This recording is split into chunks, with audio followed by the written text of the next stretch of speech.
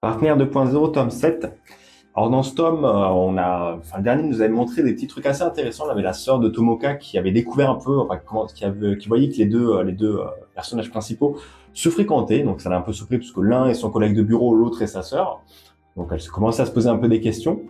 Elle se rend compte finalement aussi que sa patronne connaît en fait finalement sa sœur. Donc elle est en train de se dire merde, attends, ma patronne est amoureux du mec de ma sœur.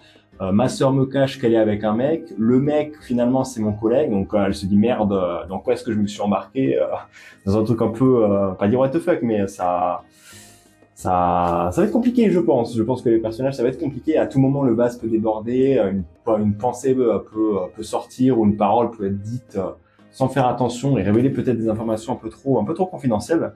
Voilà, on voit par exemple là un petit plan. Surtout qu'à la fin, du coup, il y a la patronne qui dit ouais, je vais te présenter, ce serait bien que tu fasses un peu du sport avec nous. J'ai trouvé une nouvelle amie qui était sympa et tout ça, donc elle va peut-être essayer de les rejoindre et elle est un peu en stress la sœur. Par la suite, sinon, on a quelques trucs un peu intéressants avec les personnages qui travaillent un peu plus surpris par leur travail, par leur quotidien et tout ça. Ils n'ont plus forcément trop l'occasion de se voir.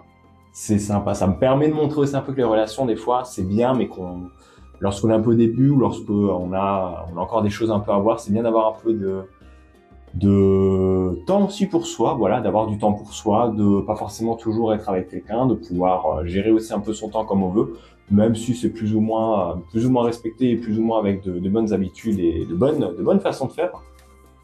Mais je trouve ça sympathique, ça permet d'avoir une petite pause, même si bon, comme c'est assez petit, le titre revient vite dans ses travers avec des cases, des pages. Je trouve une page peut-être qui présente un peu ça, des pages un peu plus olé olé dira-t-on. Voilà, je vais cacher un peu la case ici, mais voilà.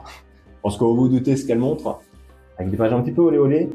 À voir ce que donnera la suite. On a l'annonce qu'un petit personnage va peut-être revenir à une connaissance d'un de nos amis, donc hâte de voir ce que réservera la suite. Donc Partenaire 2.0, ça continue à être intéressant, on va dire. Et toi, t'en penses quoi?